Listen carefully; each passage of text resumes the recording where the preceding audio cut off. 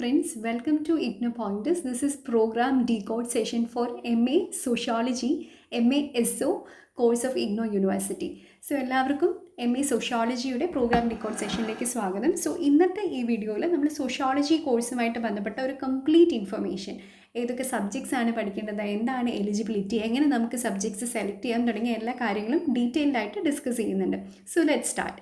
So നിങ്ങൾ ഈ ചാനലിൽ ആദ്യമായിട്ടാണെങ്കിൽ തീർച്ചയായിട്ടും please subscribe to the channel, also share with your IGNOU friends so that we can reach to large number of learners. Okay, so sociology കോഴ്സിൽ ഇപ്പോൾ ഈ വർഷം വന്നിരിക്കുന്ന ജൂലൈ 2026 ഒരുപാട് മാറ്റം നമുക്ക് കാണാൻ സാധിക്കുന്ന ഒരു കോഴ്സ് കൂടിയാണ്. അതായത് നാഷണൽ എഡ്യൂക്കേഷൻ പോളിസി 2020 പ്രകാരം ഡിസൈൻ ചെയ്തിരിക്കുന്ന ഒരു കോഴ്സിനെയാണ് നമ്മൾ ഈ ഒരു സെക്ഷനിൽ കാണുന്നത്. സോ അതുകൊണ്ട് തന്നെ കുറച്ചധികം ചേഞ്ചസ് ഉണ്ട്. സോ നമ്മൾ പറയാൻ പോകുന്നത് ഫസ്റ്റ് ഇയറിലും സെക്കൻഡ് ഇയറിലും എങ്ങനെയൊക്കെയാണ് സബ്ജക്ട്സ് വന്നിരിക്കുന്നത്, എങ്ങനെയൊക്കെ നമുക്കത് സെലക്ട് ചെയ്യാം എന്ന കാര്യങ്ങളാണ്. വളരെ ബേസിക് ആയിട്ട് പറയാനാണെങ്കിൽ സോഷ്യോളജി ഒരുപാട് സ്റ്റുഡൻസ് അഥവാ ലേണേഴ്സ് ഉള്ള ഒരു കോഴ്സ് തന്നെയാണ്.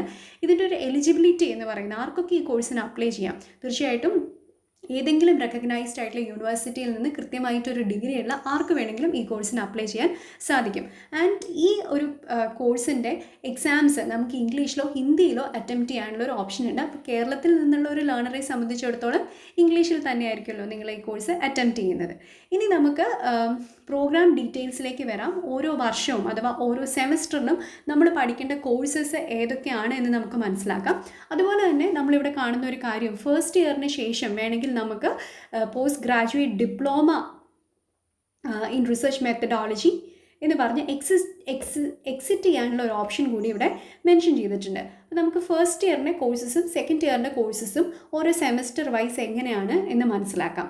ഓക്കെ, അപ്പോൾ കൃത്യമായിട്ട് നിങ്ങൾ ഈ ടേബിളിലേക്ക് നോക്കുകയാണെങ്കിൽ ടേബിളിൽ കോഴ്സ് കോഡ്, ആ ടൈറ്റിൽ ഓഫ് ദി കോഴ്സ് അഥവാ സബ്ജക്റ്റിൻ്റെ പേര്, നേച്ചർ ഓഫ് ദി കോഴ്സ്, അതൊരു കോർ കോഴ്സാണോ അഥവാ ആ ഡിസിപ്ലിൻ്റെ ഭാഗമായിട്ടുള്ള ഒരു എലക്റ്റീവ് കോഴ്സാണോ എന്നീ കാര്യങ്ങൾ കൊടുത്തിട്ടുണ്ട്.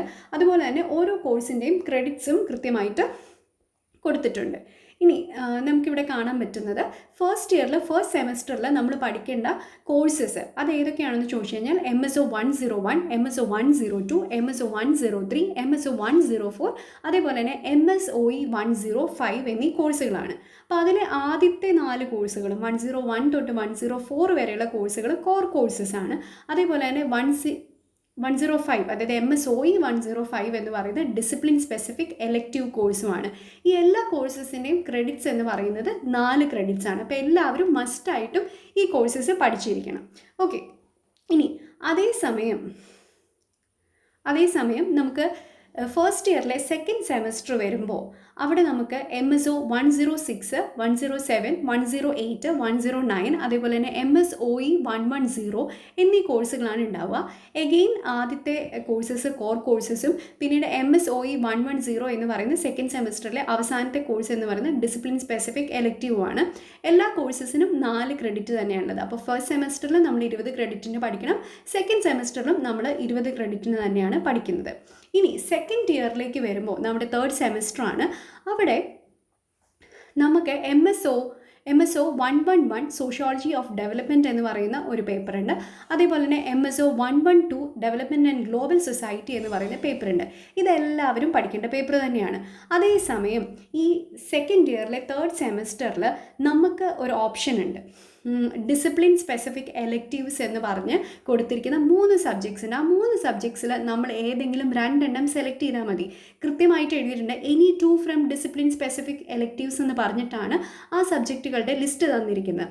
അപ്പോൾ അവിടെ നമുക്ക് either MSOE 113 sociology of religion, MSOE 114 sociology of diaspora, MSOE 115 globalisation and transnational communities എന്ന് പറഞ്ഞ 3 പേപ്പറാണ്. ഇതിലേതെങ്കിലും നമ്മൾക്ക് താല്പര്യമുള്ള 2 മാത്രം പഠിച്ചാൽ മതി.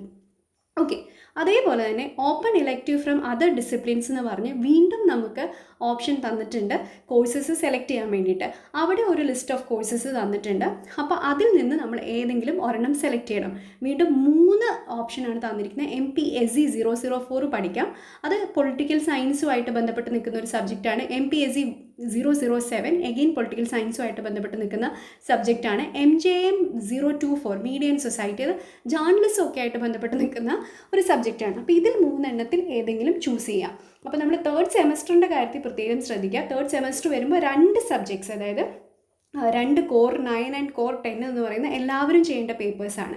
അതേസമയം ഡിസിപ്ലിൻ സ്പെസിഫിക് എലക്റ്റീവ്സ് എന്ന് പറഞ്ഞിട്ട് സോഷ്യോളജി ആയിട്ട് ബന്ധപ്പെട്ട് നിൽക്കുന്ന 3 സബ്ജക്ട്സ് തന്നിട്ട് അതിൽ നിന്ന് ഏതെങ്കിലും 2 നമ്മൾ ചൂസ് ചെയ്യണം. അപ്പോൾ ആദ്യത്തെ കമ്പൽസറി ആയിട്ടുള്ള 2 ഇവിടെ വീണ്ടും നമ്മൾ 2 ചൂസ് ചെയ്തു. അതിനുശേഷം open electives from other disciplines എന്ന് പറഞ്ഞ് 3 സബ്ജക്റ്റ് തന്നിട്ടുണ്ട്. അതിൽ നിന്ന് ഏതെങ്കിലും ഒരെണ്ണം നമ്മൾ സെലക്ട് ചെയ്യണം. അപ്പോൾ നമുക്ക് പൊളിറ്റിക്കൽ സയൻസിനോട് അലൈൻ ചെയ്ത് നിൽക്കുന്ന ഒരു സബ്ജക്റ്റ് പഠിക്കണം എന്നുണ്ടെങ്കിൽ ഈ MPSC 004 നിന്നോ MPSC 007 നിന്നോ ഒരെണ്ണം എടുക്കുക. അതേസമയം നമുക്ക് ജേർണലിസവുമായിട്ട് സൊസൈറ്റി മീഡിയ ഒക്കെ ആയിട്ട് ബന്ധപ്പെട്ട് പഠിക്കണമെന്നുണ്ടെങ്കിൽ MJM 024 ഓപ്റ്റ് ചെയ്യാവുന്നതാണ്. ഇതാണ് 3rd സെമസ്റ്ററിൻ്റെ കോഴ്സ് സെലക്ഷൻ്റെ മെത്തഡോളജി എന്ന് പറയുന്നത്. ഇനി 4th സെമസ്റ്ററിലും ഇതേപോലത്തെ ഒരു പ്രോസസ്സ് തന്നെയാണ് നമ്മൾ കാണുന്നത്. അവിടെയും 2 കോഴ്സസ്, അതായത് MSO 116 MSO 117, അത് കോർ 11 കോർ 12 ആണ്. ആ 2 പേപ്പേഴ്സും എല്ലാവരും പഠിക്കേണ്ടതാണ്. അതേസമയം നമുക്ക് learners can select any 2 from the following discipline specific electives എന്ന് പറഞ്ഞിട്ട് MSOE 118 അതേപോലെ തന്നെ MSOE 119 എന്ന് പറയുന്ന കോഴ്സുകൾ തന്നിട്ടുണ്ട്.